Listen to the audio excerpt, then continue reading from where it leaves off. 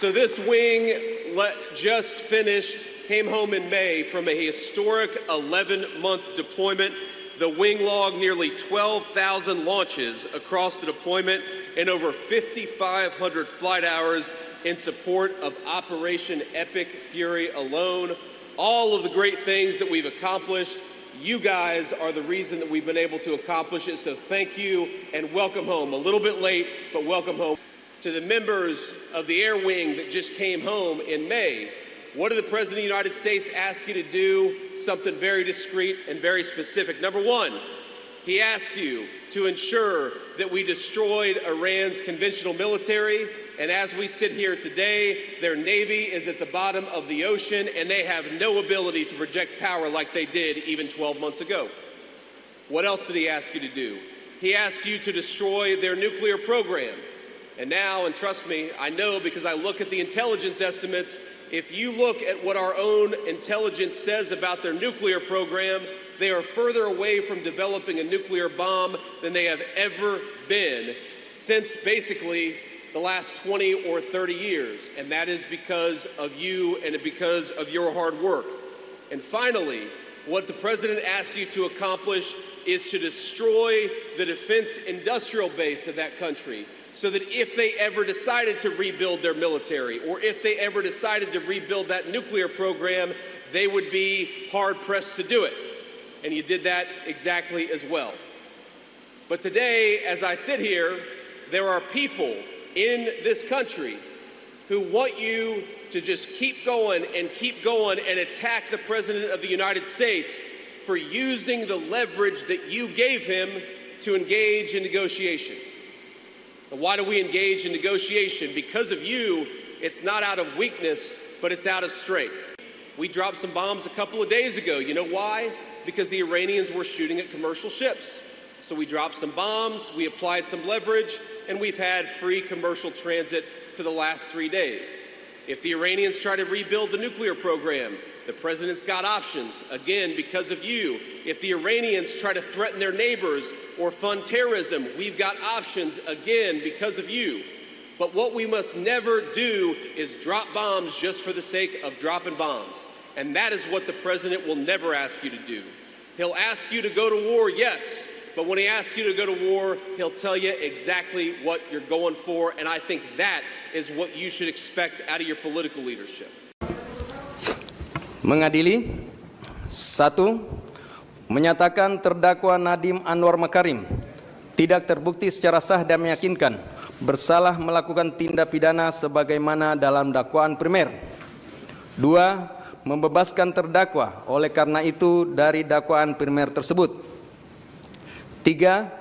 Menyatakan terdakwa Nadiem Anwar Makarim telah terbukti secara sah dan meyakinkan bersalah melakukan tindak pidana korupsi yang dilakukan secara bersama-sama sebagaimana dalam dakwaan subsidiar. 4. Menjatuhkan pidana kepada terdakwa oleh karena itu dengan pidana penjara selama 10 tahun dan pidana denda sejumlah 1 miliar yang harus dibayar dalam jangka waktu 1 bulan dan dapat diperpanjang untuk paling lama 1 bulan sejak putusan berkekuatan hukum tetap. 5.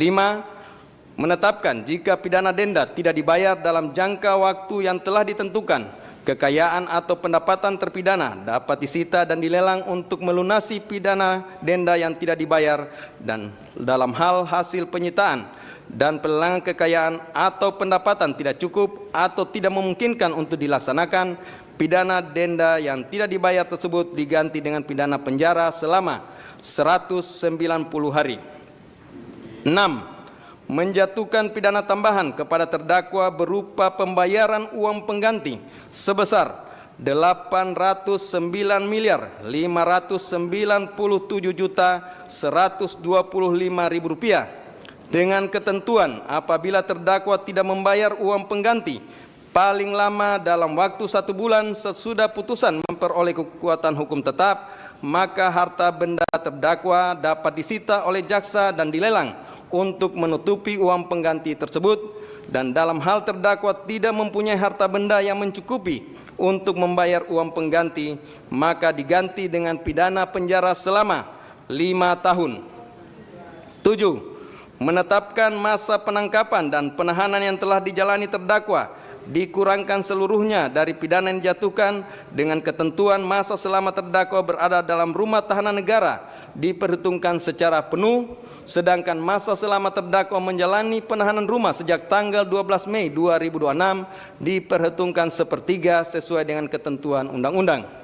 8. Menetapkan terdakwa tetap ditahan. 9. Menetapkan barang bukti berupa barang bukti dokumen sebanyak 66 item sebagaimana tertuang dalam berkas perkara dipergunakan dalam perkara lain atas nama terdakwa juristan daftar pencarian orang. Barang bukti elektronik sebanyak 96 item sebagaimana terurai dalam berkas perkara dipergunakan dalam perkara lain atas nama tersangka juristan daftar pencarian orang. Barang bukti berupa uang dan seterusnya dirampas untuk negara. 10. Membebankan kepada terdakwa untuk membayar biaya perkara sebesar 7.500. Demikianlah diputuskan dalam sidang permusahan Majelis Hakim Pengadilan Tindak Pidana Korupsi Pengadilan Jakarta Pusat pada hari Selasa tanggal 23 Juni 2006 oleh Purwanto S. Abdullah SHMH selaku Ketua Majelis, Sunoto SHMH, Erusman SHMH, dan Hakim ad hoc Tindak Pidana Korupsi Mardiatos SHMKN, Andi Saputra SHMH masing-masing sebagai anggota yang diucapkan dalam sidang terbuka untuk umum pada hari ini Selasa tanggal 30 Juni 2006 oleh Hakim Ketua dengan dampingi hakim anggota tersebut dibantu oleh Bobi Iskandar Dinata SHMH sebagai panitera pengganti, dihadiri oleh penuntut umum dari Kejaksaan Negeri Jakarta Pusat, terdakwa dengan didampingi para advokat atau penasihat hukumnya. Silakan duduk kembali.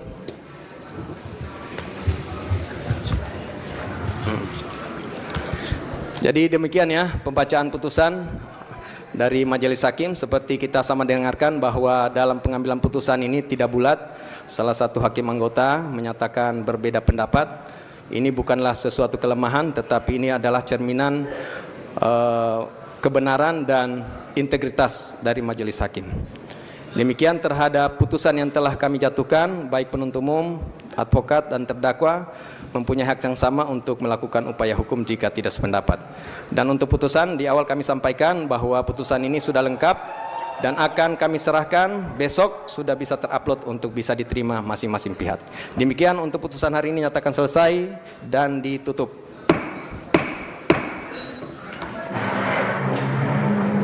Yang mulia, Ini ada kasih kesempatan. yang mulia, ada acara yang belum terlewatkan adalah memberikan kesempatan kepada terdakwa untuk menyampaikan sikapnya. Loh, kenapa mesti buru-buru yang mulia? Takut ya? Wah gawat ini. Itu kan hak kita untuk menyatakan. Harus dicatat itu.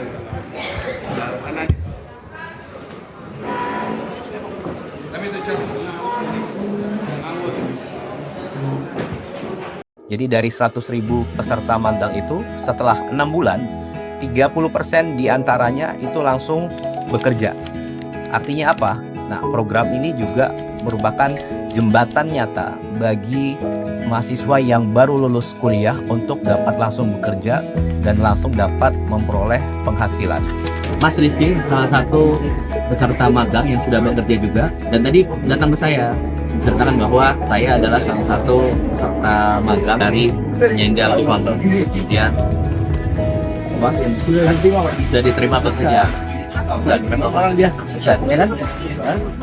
Sehat-sehat. PR utama pemerintah yang dari tahun ke tahun terus-menerus ada itu salah satunya adalah bagaimana caranya adik-adik mahasiswa yang telah lulus khususnya S1 itu bisa langsung bekerja, kemudian mendapatkan penghasilan. Nah, untuk itu Bapak Presiden Prabowo melalui Pak Menaker beserta tim membentuk namanya Program Magang Nasional. Dan ini adalah sudah angkatan kedua. Tahun lalu sudah dilaksanakan tahun 2025. Nah, apa itu Program Magang Nasional? Sekaligus saya terangkan kembali lagi. Jadi intinya adalah satu, yang lulus kuliah, mahasiswa-mahasiswa yang sudah lulus kuliah, khususnya S1, itu bisa langsung magang bekerja selama 6 bulan. Kemudian mendapatkan penghasilan yang cukup signifikan. Itu di antara 3,5 sampai bahkan ada yang 6 juta rupiah per bulan. Tergantung dari lokasi mereka bekerja. Karena sesuai upah minimum kabupaten kota tempat mereka bekerja. Kemudian yang ketiga, diajari, dilatih oleh mentor-mentor di perusahaannya. Tahun lalu 100.000 lebih 2.000 peserta magang. Dan tahun ini insya Allah akan dibuka 150.000 peserta magang. Nah, menariknya apa? Menariknya dari data Pak Menaker, di tahun yang lalu itu 100.000 peserta magang, dari tentunya pelamarnya mencapai hampir 400.000 Pak ya. Nah, jadi dari 100.000 peserta magang itu setelah 6 bulan, 30% diantaranya itu langsung bekerja. Artinya apa?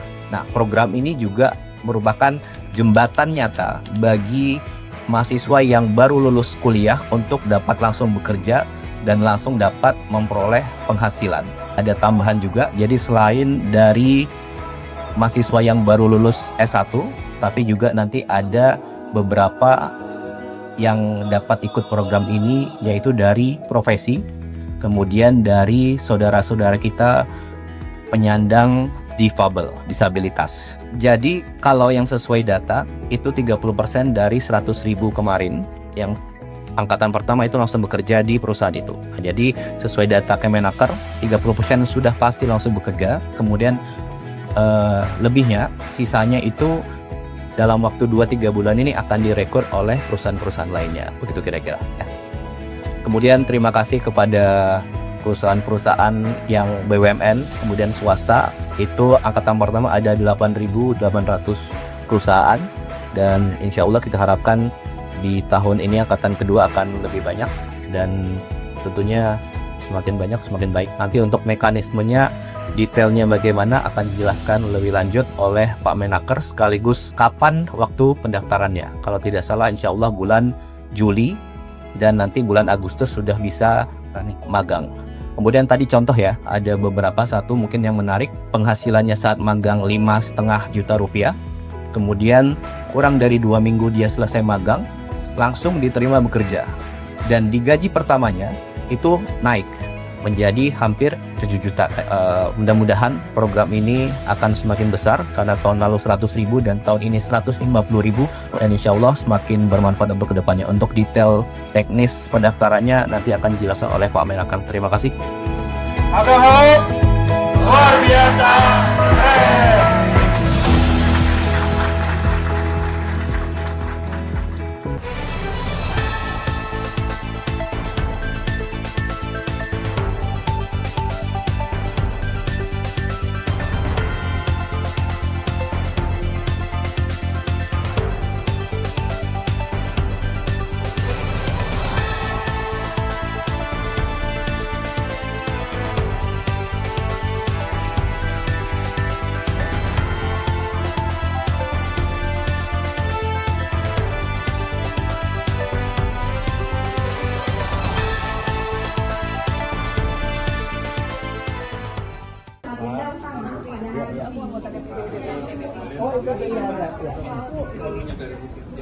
Oh tapi dong. Kemarin soalnya Dubes Rusia bilang belum dispesifikasikan, belum di Indonesia baru segala macam. Oh itu B2B nanti ya? B2B. Ya nanti ya. Nanti itu urusannya nanti urusan teknis itu. Tapi prinsipnya jadi kok. Soal harga gas industri kemarin kan para buruh bilang harganya naik, itu gimana Pak kalau dari SDM? Kalau HGBT nggak naik, tapi kalau memang harganya dari LNG pasti naik. Tapi memang kita lagi menghitung sekarang adalah kapasitas daripada HGBT itu, kan di Jawa Barat itu ada beberapa penurunan daripada sumur-sumur. Saya sudah temui juga asosiasi, saya sudah temui juga buruh. Sekarang lagi saya mencari formulasi untuk bagaimana bisa memberikan harga terjangkau, tapi juga tidak bisa terlalu dengan harga yang mereka inginkan. Sekarang lagi kita mencari formulasi ya. Oke. Minyak mentah yang khusus itu Pertamina nanti Pak? Dibeli oleh negara, itu G2G ya, dibeli oleh negara ya. Oke. Donald Trump mengonfirmasi bahwa kesepakatan dengan Iran telah resmi ditandatangani. Pernyataan It's Signed disampaikan di tengah sorotan dunia terhadap upaya mengakhiri ketegangan antara kedua negara. Kesepakatan ini disebut menjadi langkah penting menuju stabilitas kawasan Timur Tengah dan berpotensi memengaruhi pasar energi global. Meski rincian lengkapnya belum dipublikasikan, pengumuman tersebut langsung menarik perhatian komunitas internasional dan pelaku pasar di seluruh dunia. Tim redaksi Flash Media melaporkan. You signed the deal?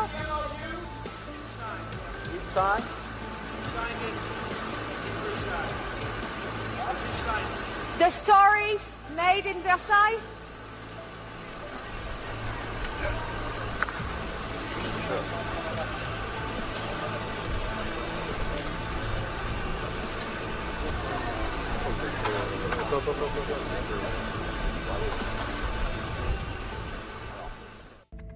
Donald Trump resmi menandatangani kesepakatan dengan Iran untuk mengakhiri konflik yang telah berlangsung selama berbulan-bulan. Penandatanganan dilakukan dalam jamuan makan malam bersama Presiden Prancis Emmanuel Macron di Istana Versailles. Kesepakatan ini menjadi langkah awal menuju negosiasi lebih lanjut terkait program nuklir Iran dan pembukaan kembali Selat Hormuz. Peristiwa tersebut langsung menjadi sorotan dunia karena dinilai berpotensi mengubah peta geopolitik dan pasar energi global. Tim redaksi Flash Media melaporkan. Bonjour.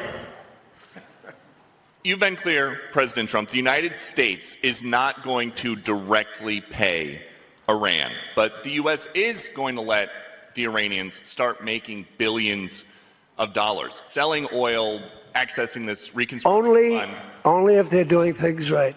Only if, Peter, only if, we're not doing anything. We're not putting up money. Only if they're doing things right. If they're doing things right, if people want to invest, they can invest. But they had this $300 million fund. It's only $300 billion fund. It's only if they're doing things right. Remember this also. When you talk about billions of dollars, they've had much more than $1 trillion worth of damage done. They got a long way. There'll be 15 to 20 years to rebuild what they have right now.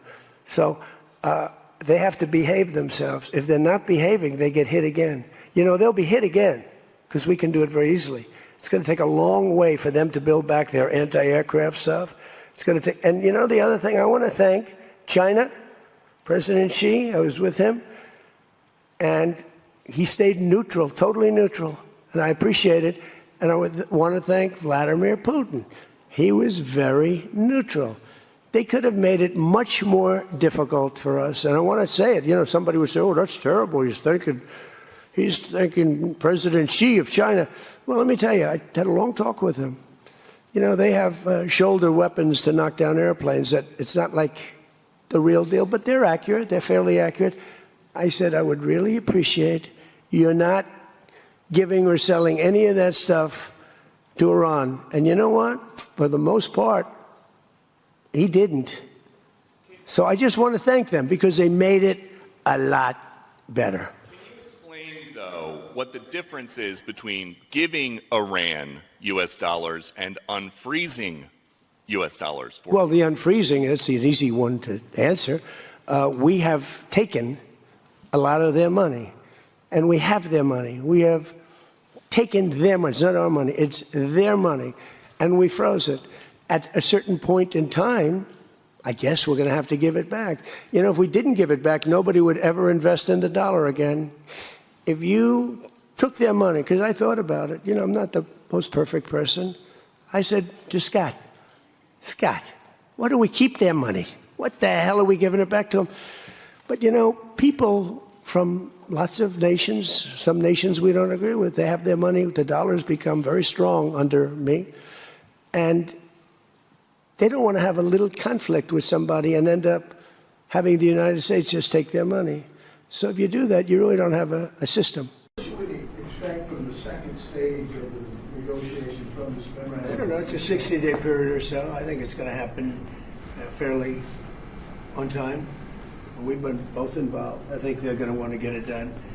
Iran wants to get it done. They have to get back to business.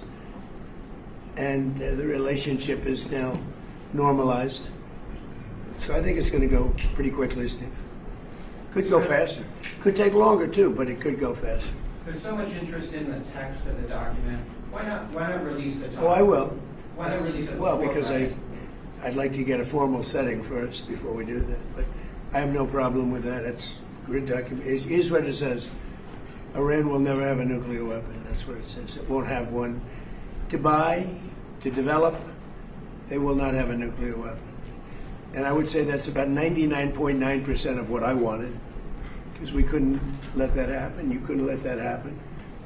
And they won't have a nuclear weapon. Now, in addition to that, the Strait is going to be open toll-free. And it's toll-free beyond the 60 days. It's not, somebody said, oh, it's toll-free for six. No. It's toll-free, period. When it opens permanently, it'll be toll-free. I want to congratulate our Navy because the naval blockade was unbelievable. But I'll not only release it, I'll probably have a press conference and read it to you word by word so that the press covers it accurately. Because it's a very important document, and unlike Obama, who could have destroyed the Middle East with a horrible JCPOA, it is the worst agreement. That was a road to a nuclear weapon. Mine is a wall against a nuclear weapon. I mean, I see these people say, but we already had one. That was the worst. He paid a fortune for it. We paid nothing. We don't pay. There was some statement, we're going to spend $300 billion. No, we're not. We're allowed to go and invest if we wanted to someday in the future. We have no obligation whatsoever. It could be that Iran will turn out to be successful when they have oil. But if we left a week ago, just left, before the last two attacks, it would have taken them 20 years to rebuild Iran. So, but I'll go over the document with the media in a couple of days.